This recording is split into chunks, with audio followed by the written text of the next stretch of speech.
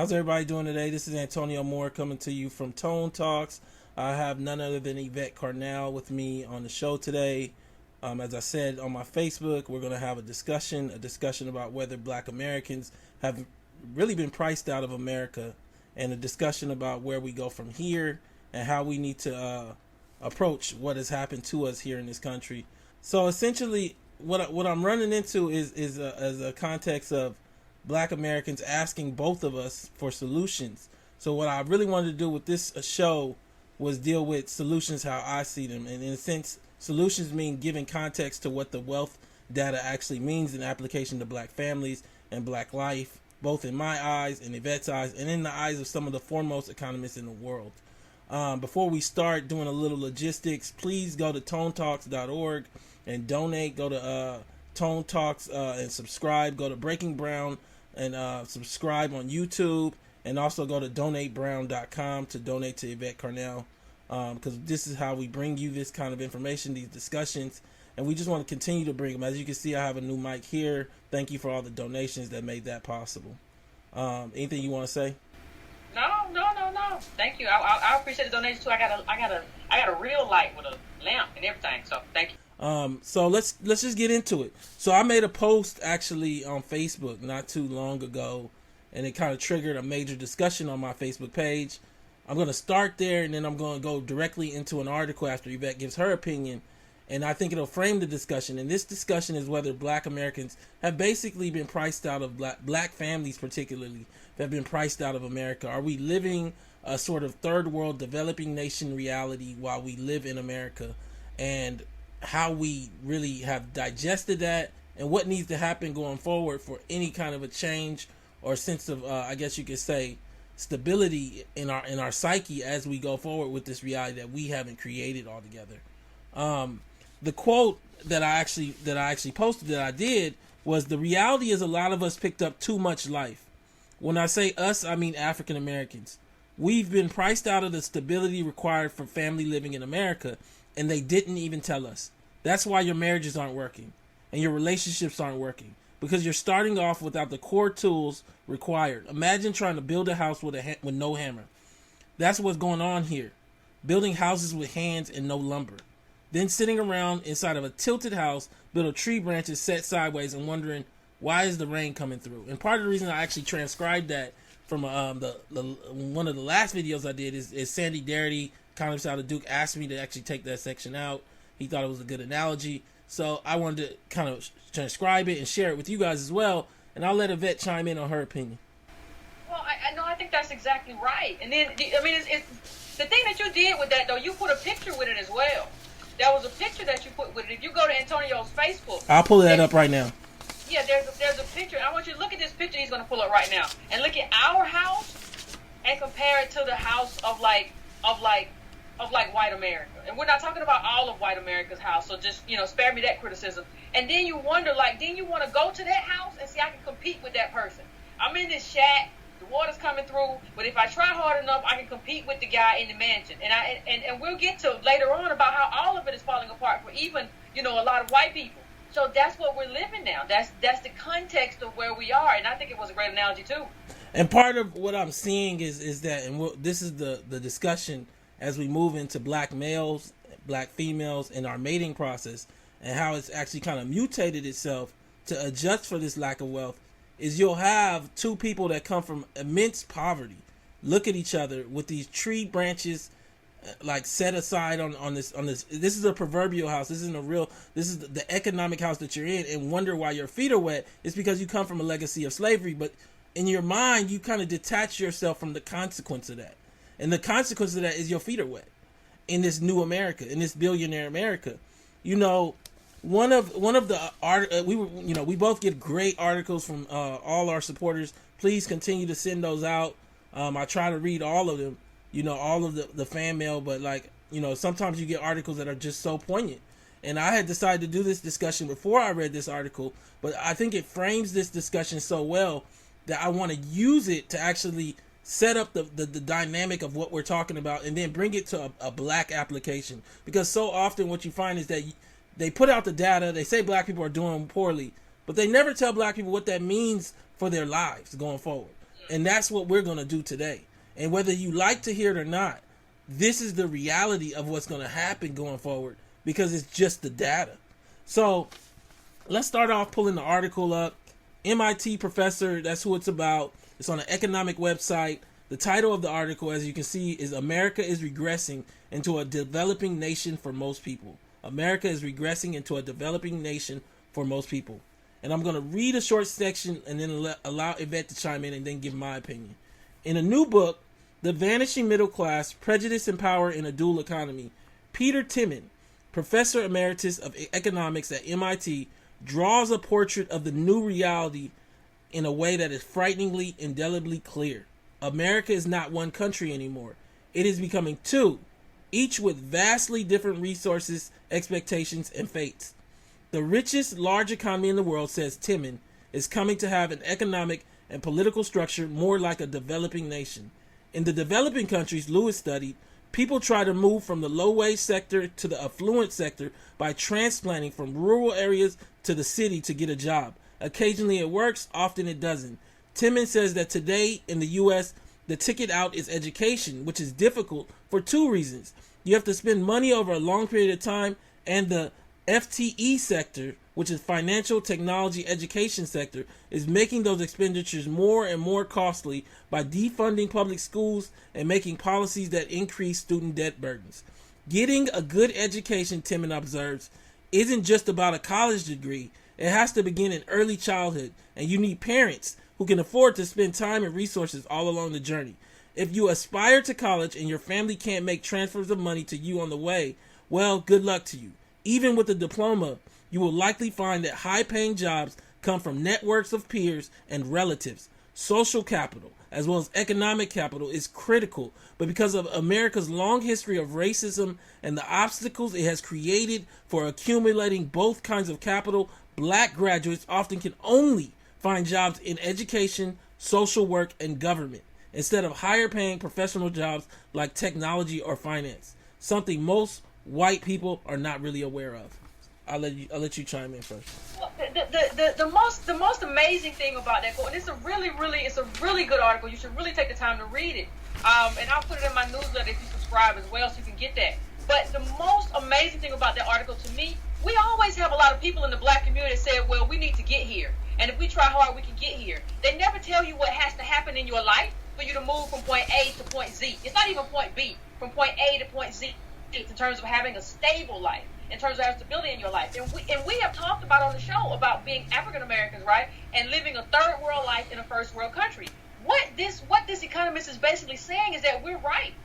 That is the life we're living. You have no security, you have no money, you're only focused on survival because you don't have anything else. And then when you talk about what you need to go to that next phase and be a part of that other developing country, what you have is that you need social capital. So you can't even just have money. Like, you can't even, you need people, you need human capital, resources, people in your network who can get you into those jobs. If not, you can be a person with the best brain as an African American, but you can't move into tech, right? You can't move into finance. You can't move into where the money is without those people. And white people, there was a great survey a while ago which showed most white people don't even have any black friends in their network. So you don't have them you can't move. So you just stay stuck in government jobs when you could really do a lot more than that. But the system is not allowing you to move anymore. Like the article said something else that was very good about predetermining winners and losers. And that's what's happening in society now. It's predetermining winners and losers. You don't get it by your ambition, by your smarts, by how hard you work. You're already, the mold is, the cake is already baked, you're born. Yeah, and I think for a lot of blacks that have developed their psyche over the last, particularly the last 25 years, that is hard to digest. You know, between vision boards, church, and just blind faith in their own uniqueness, young African Americans are not aware of the reality of their social status and the caste that they've been locked into. They put everything off into the future. As I said in our last discussion, you know, I had that statement. Everything is about like some future that's going to happen, that's going to change the reality of your dire straits today. But no economics undergird that. You know, someone asked me on yesterday, so are you saying that we should have no hope? I'm just saying blind hope where you don't have no data, where every data piece is telling you something else, is just ignorance. It's not hope. And it's just a way to ignore the reality of your truth. Essentially, I have to agree with Yvette that what we're seeing is that Black America was largely duped after the Civil Rights Movement into accepting a state of life that really mimicked like parts of like developing nation living in terms of stability, in terms of maternal care, in terms of health care, in terms of so many things. I mean, the Uberization of America is real, and I'll touch on that later as well. But one of the sections from this article, and I'm going to pull it up as I read it, it's the same article about America regressing, is about family. And I'm going to ask Yvette a question at the end, and this is pretty much, to me, a description of like what Black families have become, not what they will be. And it's just like no understanding. Everybody looks at it individually as like, why are Black men not paying their child support? You know, why? But they're not looking at the systemic reality of this isn't about choice anymore. This is something that actually comes out of exactly what this MIT professor is actually saying, which is we've created two Americas, and it's not just Black America and the other America, but our whole race almost is in the other America. And so that section is family life is uncertain here. People often don't partner for the long term, even when they have children. If they go to college, they finance it by going heavily into debt. They are not thinking about the future. They are focused on surviving the present. The world in which they reside is very different from the one they were taught to believe in. While members of the First Country act, these people are acted upon. So, you know, what I want to ask to you, you know, reading that section, Yvette, is what is an American family, and do Black people have the economic tools? Let me read it again. What is an American family, and do Black people have the economic tools to be one? Well, I think people misunderstand family, right? People say a family is just one person getting together with another person, and they have kids. They get married, they go to the church, they have kids. No, really, it's like a combining of resources. The resources of this family and the resources of this family, you can call them a clan. They come together, and the reason they come together, the reason sometimes you have planned marriages in countries, is because these resources are complementary. So even if you look at some of the most, corrupt people in terms of politicians, if you look at Hillary Clinton and Bill Clinton's daughter, she's married to a hedge fund manager, because those things complement in terms of politicians and money. Kushner and Trump. Yeah, you see that throughout.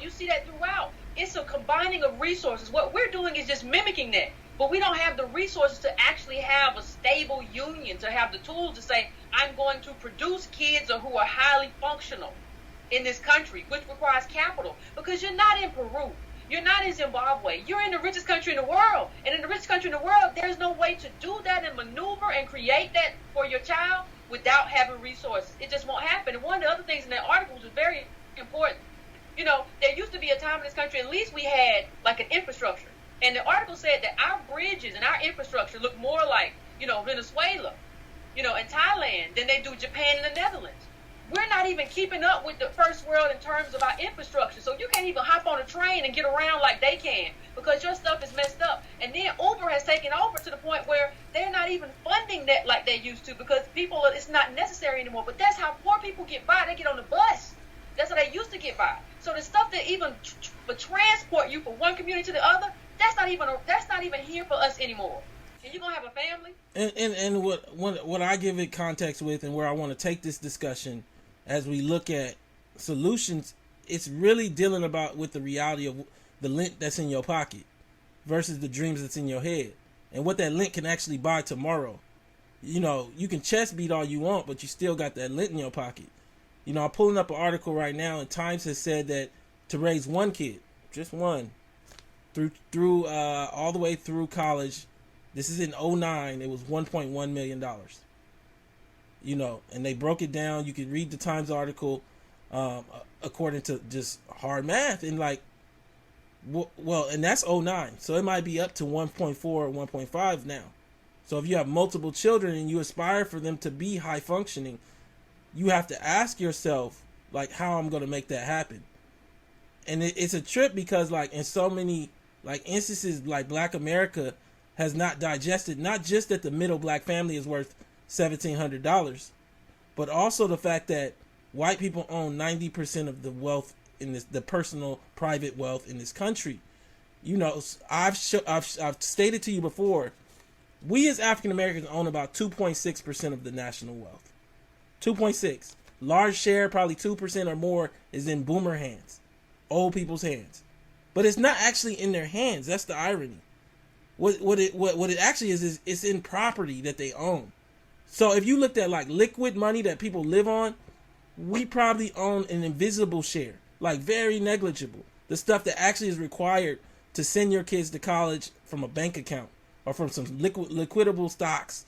And I think that, you know, one of the things that I kind of wanted to share with you to give you some context of what a fair America would look like, I did the math. So there's about $63 trillion in private wealth, and black people have about $1.8 trillion based on my math today. So if we just had the share based on our 13% of the population, we would be more at like 8 trillion. 8 trillion averages to about an average black household of $500,000 per household. If we had $500,000 per household, we would have whole neighborhoods that are stable. What we see is that black people have created dreams as though we are in that space. Yeah.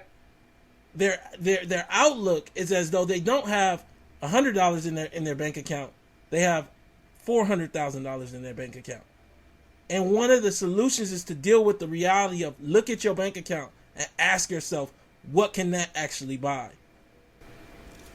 You want to say something? I agree with you, and I think when you look at we're not even, you know, the article does a very good job of showing that how this large swath of low wage people in this country are living a different life than the people on the top. That's just basically what it does. Their life is not your life, and just because we're Americans doesn't mean anything. But it talks about politics too, and how we're being priced out of politics. We have a new billionaire class of people, not even millionaires. Remember, it used to be America. We've always had a problem with money in politics, but it used to be run by millionaires. Now it's run by billionaires, right? And politics is what has been historically used to get us redress. And now it's being run by billionaires. And the problem with that too is that now you're at a space where people don't even care that it's being run by billionaires. So you don't care. And the reason why you should care, one of the reasons why you should care, I think I may do a video on this. There's a very good podcast which goes into, and I knew this beforehand, but it goes into a lot of stuff, one of which is how Nixon, you know, he intentionally, and then this article came out, I think last year, the year before last, but we should go back into it, how he intentionally, you know, used drug laws to actually destabilize and destroy the anti-war movement and black people, right? And so the question becomes, in terms of how we've been engineered, and now we're at a place where we really are third world, they've done that. You have to see that and not behave like, well, I don't need government. I don't need anything. I can do it by myself. So this article just kind of shows that one of the things it says that there is no mobility. Like that's one of the markers. They use this. You know, the economist was from the West Indies, and he had come up with a basic framework for defining a developing country. And that's what we are in terms of most rate, like 80% of us. We're living a third world life in terms of all this insecurity, in terms of mass incarceration. That's what we're living, and you're behaving. You just said like that's not happening. And let's clarify one thing: when he said 80%, he's talking about 80% of all of America, but it's largely likely 100% of Black America, or near that, because I just don't think that the context of 10,000 per 100,000 incarcerated, that doesn't even happen in developing countries. And in so many ways, it also skews the data. You can look at prior videos to see how, but like you don't count incarcerated against unemployment because normally it's supposed to be a negligible sample. But if it's 10% of a population, you're giving me unemployment data that doesn't even include the incarcerated. So when I tell you 45% of black males in Chicago are unemployed, you got to bump that and add in the incarcerated, and you probably above 55%. And I think that one of the things this allows me to transition into is how we as a race took on the identity roles of white America. And when I say that, I mean in terms of gender particularly. We developed a whole state of mimicking like white life in terms of mating, dating, with a mutated kind of like a application, I would say, in so many ways. But we never critically analyzed where did this all come from. Traditionally, many of the things that we consider to be guile or chivalry came out of the fact that white men inherited all the money and had all the access. When we look at those people who are closest to becoming CEOs of top Fortune 500s, roughly speaking, I think like 85% were white men, 10% were white women, and then 2% were like blacks or something like that, including Africans. But you know what, the way that we approach this in terms of developing the idea of the black male female relationship is as though black males have that access to that wealth, and we created an identity for them that is impossible for them to fill because they lack inheritance due to unemployment rates, they lack income, they lack retirement, they lack stability. And then some people have went as far as even pointing out being a male, as Jeremy pointed out in the last Breaking Brown show, makes you a direct threat to the patriarchy of like white males, and then pushes you even further down. So this archetype of this male who comes in, takes you out to dinner, and buys you a home and creates stability, it wasn't him individually, it was him drawing from access and resource that comes from his family line. Well, we come from slaves, so these males don't have that. But we act like they do, and then when they don't deliver, we get so frustrated as though they did. You want to say something? Yeah, well, one of the things I want to say, I want to address, first of all, people are like, well, Yvette, what right have you to talk about this? You're not a relationship expert. You talk about politics. And I just want to say, this isn't about being a relationship expert. This is about one thing primarily, and that's being able to count.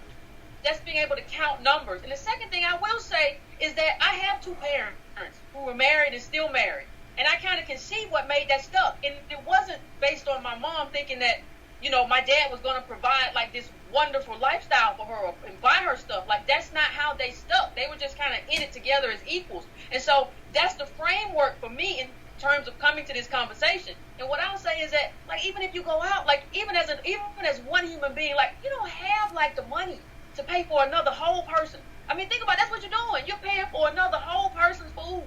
And you may not, let's say if you're a young guy and you're going out and you're doing this a lot. So you're dating, you're not married yet, you're not in marriage, you could be doing this 2 or 3 times a week. And so I think the question you have to ask yourself, from an economic level, like, does a black man, who's not talking about a white guy, have the money to do this, to buy 3, and we're not to buy 3, so think about the prices. Even if you say Red Lobster, Ruby Tuesdays, or whatever, you're talking about doing that 3 times a week, or even if you're doing it 1 time a week, think about that. If he doesn't have it, what is the rationale? If he doesn't have money, more money than you have, if he didn't get inheritance, what is the rationale for him to pay out that extra money? I'm waiting for somebody to give me the rationale for a person who has less money paying out more money based on something that white people who have money do.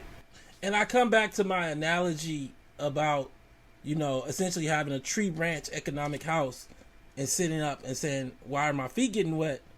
So often we hear this narrative stated woman to man as though you're a husband, you're supposed to provide this stability. But what we're not being clear about is that black men, both historically and in the present tense, lack the agency of white men for you to be able to make that claim of them. And many of them don't know that.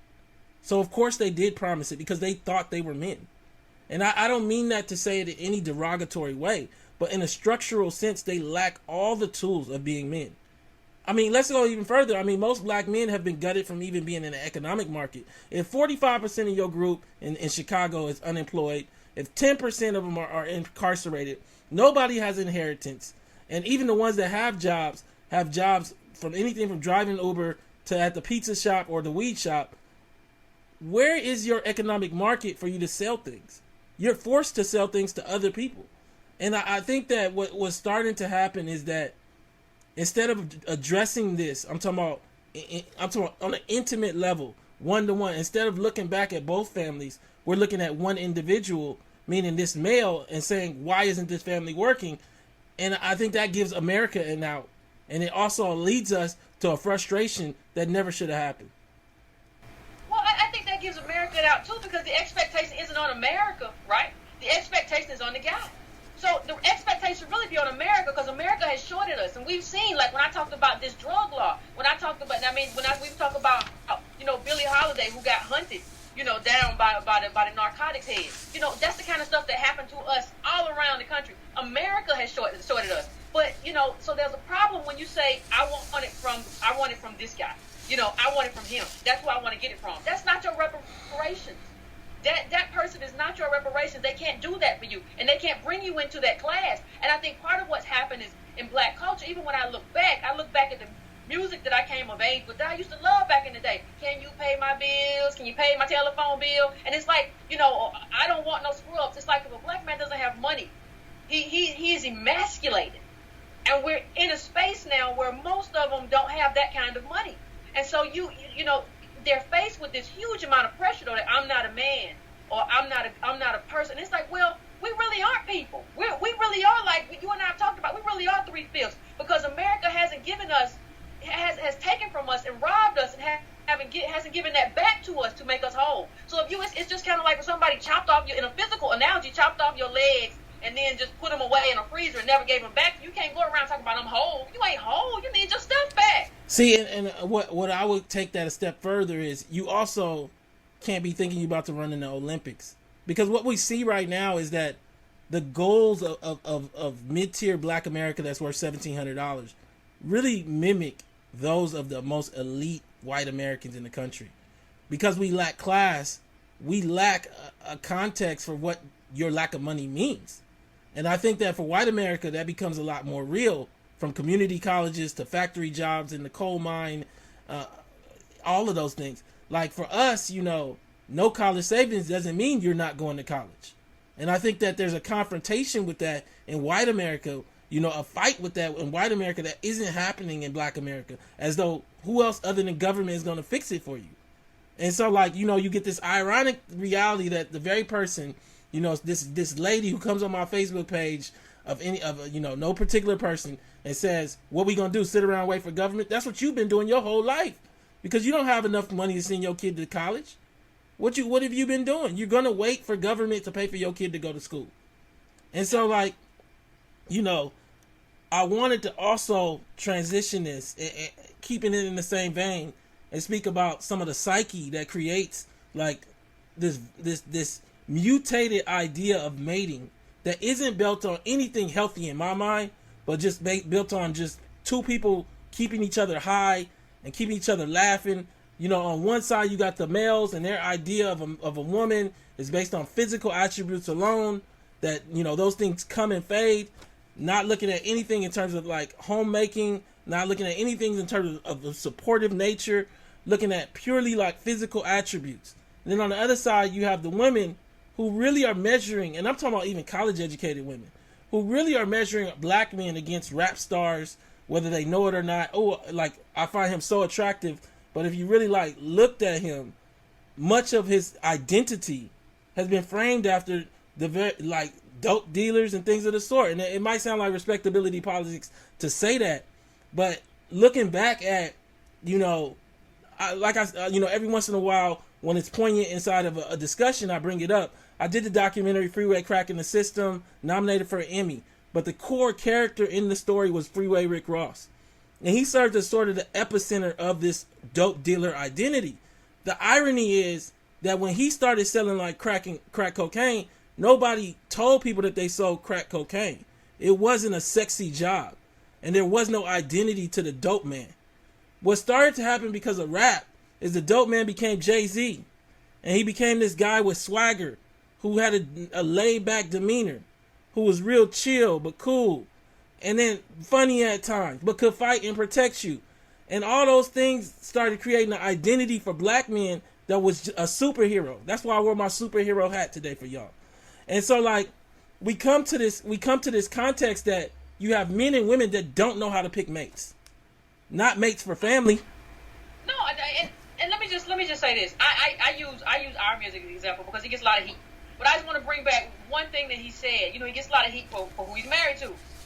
I want to bring you back to his first date, okay, where he told his future wife, he first of all, he took her to a diner. They don't even sell alcohol at diners. Ain't no appetizers. That's not how it happens. You get your sandwich and your french fries and your chips and you go.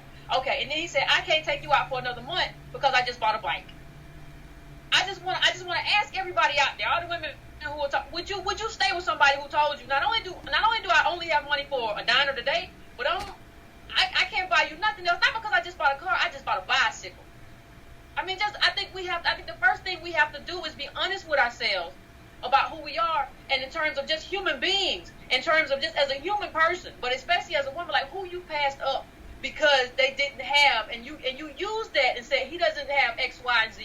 So, so he doesn't have the money, so I'm going to knock him down to here. And black men have to stop doing something similar in terms of looking at body. That doesn't, like, the way that we have kind of framed ourselves, even going back to your early discussion about government, right? People say, well, I don't have to depend on government. Well, who's going to pay for your college? If you don't have to depend on government, I just want you to, and you could be right, maybe we're priced out of government. But if that's the case, start telling your kid, they still got a few bus driver jobs. Or, you start telling them stuff about that. But because if government's not going to come through, you might not get a direct loan, and you can't pay for college. So you might have to have a hard conversation with your kid. And I think couples need to start having hard conversations too. And you need to start having hard conversations with yourself about how you are selecting your mate, and whether the criteria that you're using is based on a framework of white patriarchy, as opposed to what's real in the black community and what can really get you someone who cares about you, but doesn't have the resources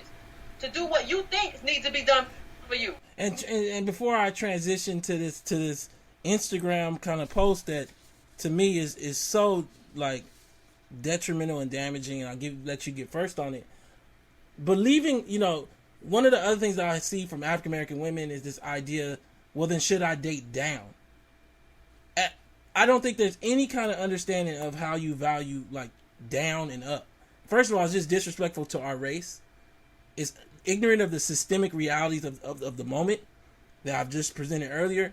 But also understand that y'all both likely come from like a background of slaves. So like it's real flat in our race. So you're basing your whole idea of dating down based on the fact that you went to college and you making an income, $60,000, $80,000. That's not how down and up works in a culture, in a first world culture. And it makes you very vulnerable to white capital, because all I have to do is show you a little money and you think that you're going up. That up and down in this culture are based on legacy, lineage, class, so many things. If we allow ourselves to believe that by helping another black person, we're helping down instead of across, we destroy everything that undergirds community in my mind. Yeah, and stop confusing income for wealth. You don't have any wealth, you just have income. If you're 60, 80, 100, 150, that's income, that's not wealth. It's not like you are some kind of queen or princess and you're saying, I'm going to go out into the street and choose a peasant. That's not. But that's what it sounds like, right? That's what it sounds like. Oh my God, I have to date down. I'm like, oh my God. Like, no. Lower my standards. That's the other thing you hear. Yeah, and then, but then what happens if black men have standards? Okay, what happens is if a black man says, I'm not going to date anybody who don't know her dad. Or if you don't know her daddy, she got to go into therapy because that affects relationships. Like, what happens if everybody has those kinds of standards? We all have trauma. We all have something that can go right. We all have problems because of who we are. I don't care who you are. I don't care what sexuality you are. I don't care about any of that. All black people got problems. So for you to be like, I'm not going to take on your problems, like you don't have any. And the interesting part is the reason why this discussion is being framed this way, at least in my personal experience, Yvette can say otherwise, I haven't heard that like sentiment from black men. I don't have that in terms of viewing that if I talk to a nurse instead of a doctor, I'm dating down. I just don't have that kind of like setup in my psyche at all. Not at all. Not even a little bit. And so like, I just don't understand where it comes from. And I wanted to kind of flesh it out because one of the things that I'm noticing now is that a lot of the advantages that African-American women had over black men are flattening out. And I'm noticing a lot of African-American women are doing a lot of odd jobs and calling it hustling and grinding. And them odd jobs are leading them to have schedules that are chaotic. They're working at night. They're working at any hour that the business wants, like Uber wants. They're working early in the morning if it's Herbalife. And then framing it as though, that's their choice. And framing it as though, dating isn't a priority for me. And I think in many ways, what we're losing sight of is the reality that this all connects back to a poverty in your lineage. just like the males. You know, the same thing I'll say to the males. The only difference is that there's a bit of a more of a space and an understanding of you having that, to the point where we allow you to create a psyche that you're this, you know, ultimate business person, and that's why you're doing it, instead of the reality that you're doing it because you have to. You have to work at night because they told you that's when you're going to work. I mean, there's not a lot of people that choose to work at night. And for those people out there that say, I chose to work at night, that's good for you. It makes it really hard to have a stable relationship in a normal life, because this country is built during the day. It's built to work during the day.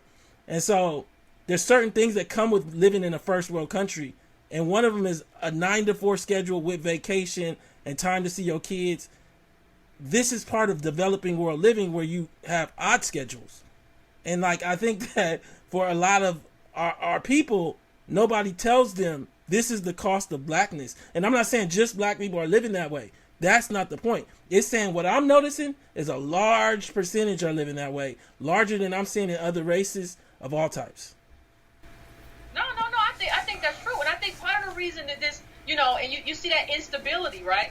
And you know, and so part of what is the big deal for me in terms of even having this conversation, people be like, oh, this is just dumping on this more. No, like, we have to have this conversation in order to build community.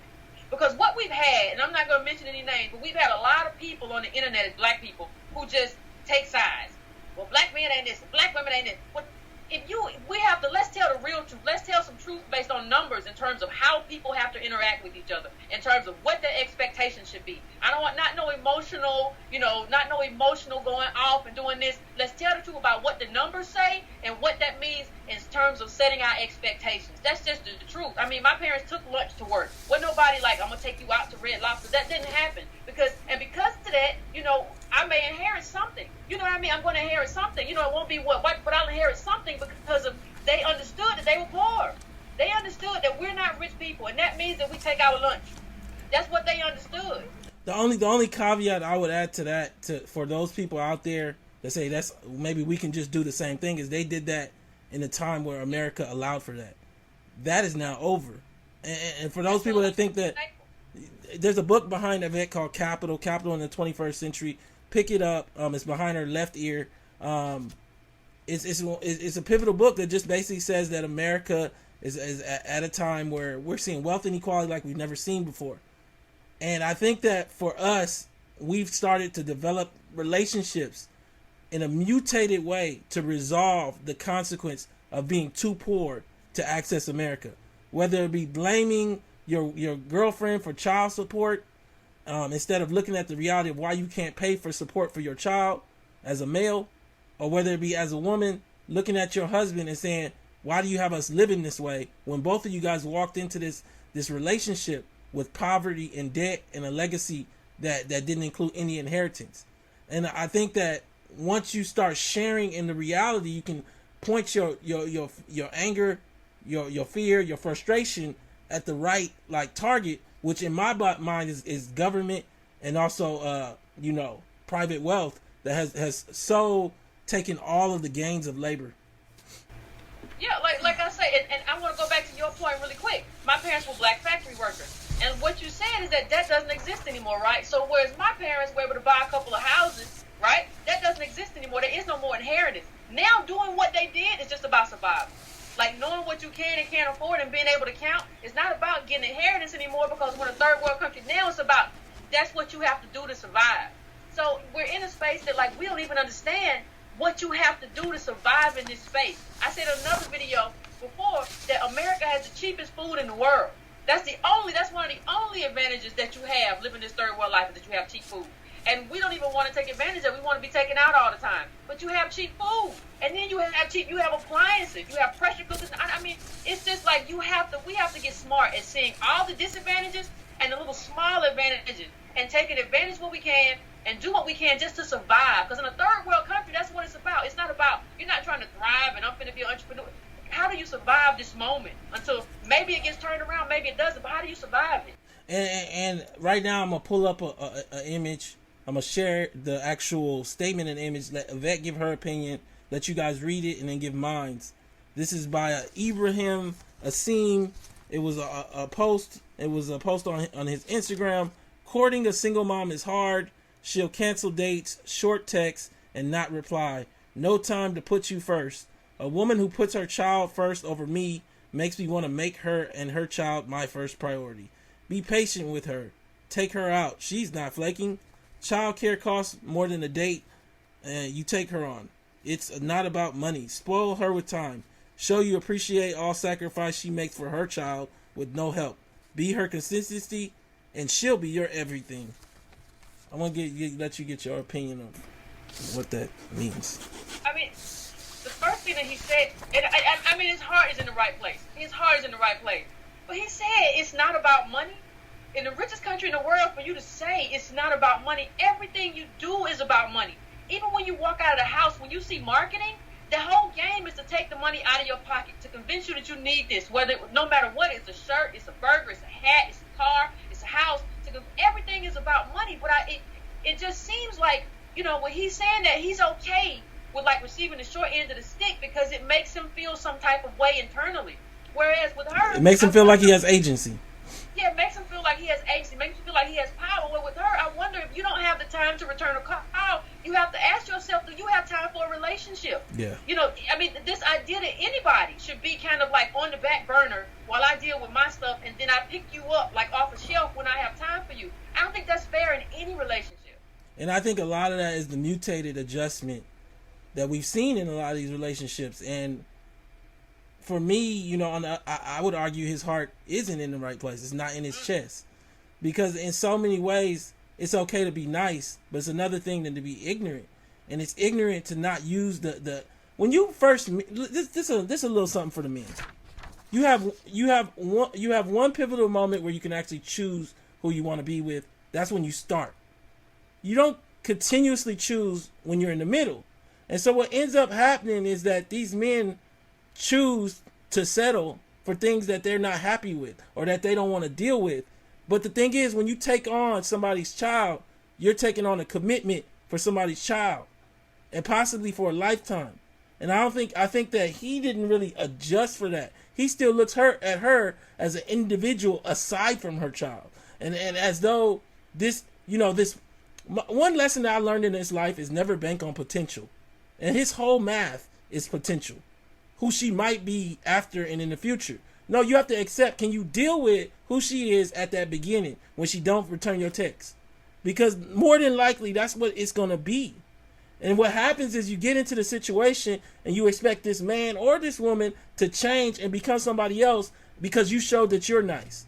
Because you showed that you opened your arms.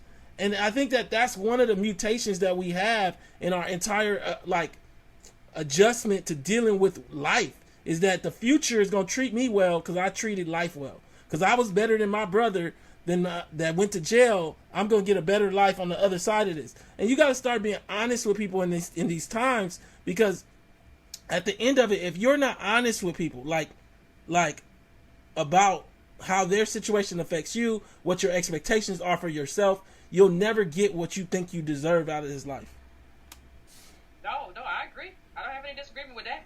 Yeah, and I feel like, going forward, I totally understand that we have mixed families. It's one of the realities that comes out of this. But I look at that in context of the earlier statement that the MIT professor said about families, and what's going to end up happening is that you're going to see families that are very much serial monogamy. With somebody for a year, with somebody for 3 years. My solution to make your relationships last longer is more honesty. And I'm not just talking about honesty about whether I'm cheating or not. Of course, that's required. But honesty about we both coming into this situation poor, and I don't have no inheritance coming. Do you have inheritance coming? No, you don't. What does that mean for our projections? So we can actually have a real relationship, not based on the projection that I'm going to be a millionaire in the future, or you're going to somehow be a millionaire in the future. No, and I think you're right. I want to make one last point. When you think about what doesn't, when you think about how important this is, and think about why stuff that's this important that laid the pavement for this, laid the pathway for this doesn't get attention. What I think about more than anything, one of the things that article said as well, it talked about how defunding schools is one of the tools that's being used to make it to where you won't get to college because there's no school for you, right? We saw how many schools close in Chicago. They said in San Francisco they're not even doing algebra in the public schools. You gotta go to a private school for that. That's what I read an article about. And do you know what life looks like? But your kids don't go to Stanford. Do you know what Stanford looks like? You know what Harvard looks like in terms of what they want to teach you? In terms of what you got to know when you get there? Even when you talk about we only have government jobs, right? Look at what happened to the Chicago teachers. Those are mostly black women who lost their jobs when they closed all those schools. And when, they Rahm Emanuel and everybody there basically decided, we don't want to fight these women. We don't want to fight the Chicago Teachers Union, these black women. We're just going to close the schools. And what I look at is the fact that nothing in terms of nationally, not in terms of Chicago. Chicago really mind, the people there really mind a good fight. What I'm talking about nationally, you didn't see an outrage amongst black people. I hear a lot of black people, a lot of black men, and a lot of black women as of late talk about, oh my God, just talking randomly. But it's like you didn't do anything for these black women when this stuff went down and when this stuff was happening. Where were you when this stuff was going on? We're not even having a conversation about it because we got too much stuff in the room. We got too much celebrity in the room. We got too much athletics in the room. We got too much NBA in the room. So we can't even see what's happening while it's happening because all they got to do is throw something shiny at us and we follow it. Yeah, I agree. I think that, our lives, what you have to realize about black wealth, as well as what I pointed out earlier, which is it's almost entirely in boomer hands, is that it's extremely like stratified towards the top, even worse than like general America. So we have a few black people framing the entire discussion that don't represent black people, and like in any kind of economic sense. And that's not the way it was in the past. Like where I live is interesting because it's so many different like dynamics to it. It's one of the first places that crack cocaine appeared. I was born and raised here in Los Angeles, but right in this epicenter here off of Adams and Arlington. But then the other thing that's interesting about it is only 15 years prior, it's a lot of big like homes like off the streets, and now it's becoming gentrified. But a lot of the movie stars, the black movie stars, Jim Kelly, Marvin Gaye died down the street from where I live. The guy from Good Times, that was the manager. What was it? You remember his name? The manager. He used to do his. My uncle was telling me he used to do his lines in the window right over here. And so, like, the reason why I'm saying that is your movie stars don't live amongst black people like that anymore. Not every last one of them, but a lot of them. I was looking up Taraji live in Glendale. Glendale is almost all Armenian. And so, like, most of them live in Calabasas and things like that. So, like, what you get is this reality that our lives are not necessarily being reflected by people who live amongst our lives. And, like, as a result, a lot of the undergirding of what we're going through now is missing. And they're presenting what Black America was 20 years ago, 25 years ago when they were around black people. And that's not the truth anymore. The thing that we have to be honest about is, as I start to end this thing, because I'm going to end with a post, a second post that I made on Facebook. But Black America, for black women, their first marriages, there's a 70% divorce rate. And I believe it's going to go higher with the financial catastrophes we have if we don't get honest when we're entering into relationships and during relationships about what we expect and why we expect them. And I'm not even talking about just honest with our mates, but also honest with ourselves and our lineage. That's a whole nother thing to have a discussion with your lineage. Yeah, that's something that a lot of white people do because there's a lot of good things back there, money and everything else. Dad, I need you to tell me what you're going to do with the will because there's a lot of money there. Whereas we just kind of like just push it all away and I'm going to fix it all in this lifetime. And so like, if you don't have that discussion, what ends up happening is you end up frustrated with the world, which can't do nothing but end up with your frustration with your marriage. What do you think? Yeah, exactly. That's exactly what I was going to say. You end up bringing that frustration home because you have expectations that aren't real. And you realize something that's very true, that you shouldn't be living like this. But what you don't realize is that the person in your house is not the thing that makes you live like this. That's not how it got started. It goes all the way back to slavery. And what you realize as well is like, even if you are one of the people who got away, even if you are an aberration and you're doing well, like that's something that's built over lifetimes. And we don't have the tools to really build it right now. But even if you did, you might not be the crux of it. You might not see all of it. So it's just we have to temper our expectations. And this is not me or Antonio being negative. We're just telling you the truth. We're just telling you what the numbers project about our group. and in terms of how we need to react to those numbers, in terms of high blood pressure, strokes and everything like that, working yourself to death. We're just trying to tell you how to frame yourself, how to situate yourself in terms of the economic environment that you found yourself in through no fault of your own. And Market Watch came out with an article. It was titled 24 million millennials are living with their parents, but not all for economic reasons. But the key data point was to say that 1 in 3 Americans aged 18 to 34 are living with mom and dad. So if you think about that, that's for general America. So for blacks, it's likely 2 of 3. So like, are you prepared to deal with the reality your kids might live with you for a long time? Because that's where we're going. There's this idea in your head that my kids are going to be sound and functional, but by the data of where we're at and the projections of where wealth disparities are going, are you prepared? Are you preparing your kids to be living with you for a long time? Because that's what it's looking like for our race. For many years, part of the reason we had so many children is because we needed them in terms of agricultural work. Well, now we live in these cities, and the thing is, it's $1.1 million to get them through to college, and that doesn't even, in this new America that the MIT professor is describing, that I'm describing, that Sandy Darity is describing, that Yvette's describing, that doesn't even promise that they'll have a job because of our lack of social networks and our lack of wealth. So now you have this person that you paid $1 million to make that's living back at home with you. These are the things that are real. And some people are going through it right now. And the question becomes, are you aware of why it's happening so you're not so frustrated? And then are you aware of what needs to happen for that to change? Well, and also, are you aware of why it's happening so you don't beat that kid down when they come back? A lot of times we don't give the kids the tool. You didn't give them the tool to be a highly functional adult. You didn't give them inheritance. You didn't give them money for college. So they got out there and they realized they're burdened with debt and they're not making enough money, so they come back home. Do you have what it takes to realize that I just didn't give this kid, I didn't have enough to give this kid to make this kid highly functional in America? I didn't have it. So I can't be like, why can't you do it? I did it. You have to understand timing. And at the timing, if you when you came of age, if you were, whether it be a Gen Xer or whether it be some person who's on the cusp of boomer, that what they had is to what you have, right? What you had. And so I think you have to do that too, because a lot of kids are getting a lot of grief from coming back home to people who never gave them the skills in the first place to be highly functional in a highly competitive, highly capitalized society. And so, what I'm going to do is it's maybe about 3 minutes of reading, but I'm going to pull it up, a Facebook post that I put up. I'm going to let Yvette get her last piece, then I'm going to close it out. White America as a group has 90% of the national wealth. The top 50% of whites has 89% of all the wealth.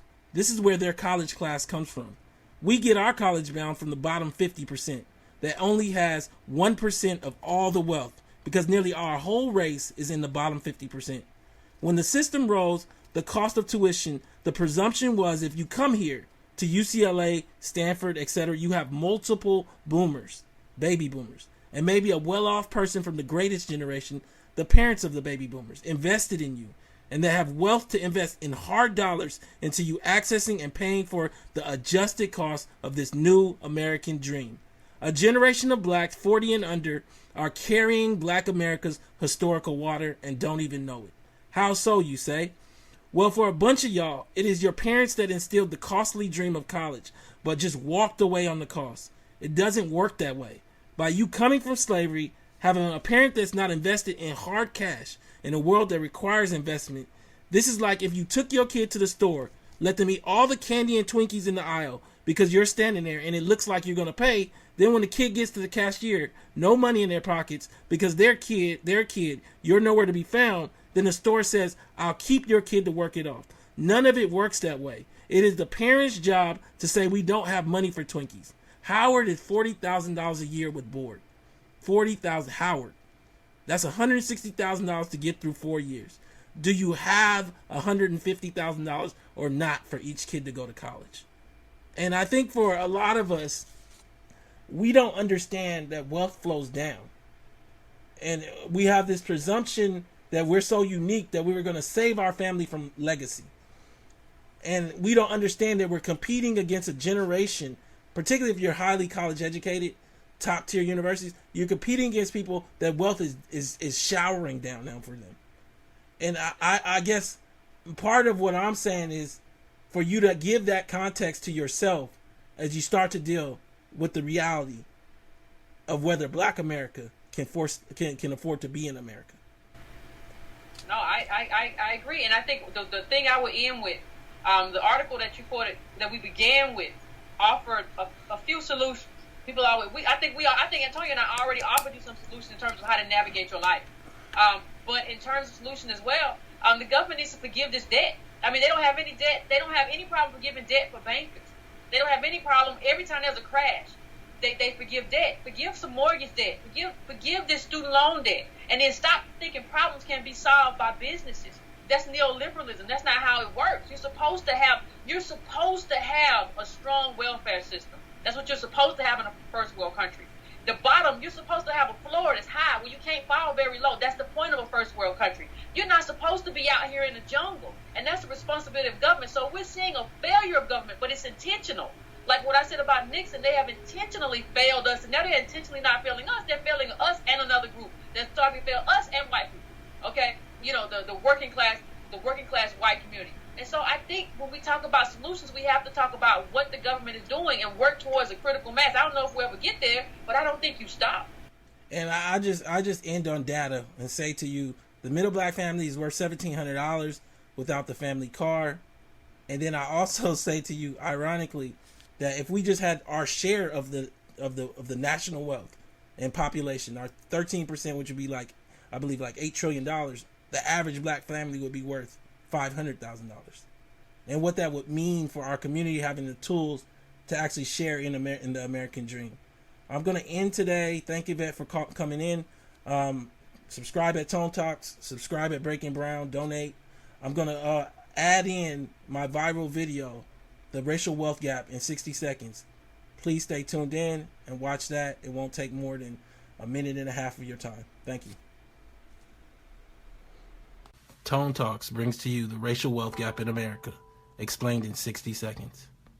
In America, there are 190 million whites, living in just about 82 million homes, while there are 40 million Blacks, living in just over 14 million homes. To truly understand the racial wealth gap, you must look past the income of these families and evaluate household worth. According to demos.org, in total, white American households own 90% of the national wealth. In contrast, Black Americans altogether own less than 2.6% of the national wealth, with most of this small sliver being in the hands of Black baby boomer retirees. Black working age families are largely invisible nationally in terms of wealth. To give a clearer lens, the bottom 50% of American households control only 1% of the national wealth. And of the total 14 million Black households, likely over 10 million Black families fall into this bottom group that owns nearly no wealth. The racial wealth gap is real and it's growing. While 10%, or about 8 million white homes, are worth $1.4 million or more, according to Slate.com, when you deduct the family car, 50% of African American homes, or over 7 million Black families, are worth no more than $1,700. Subscribe to learn more at tonetalks.org.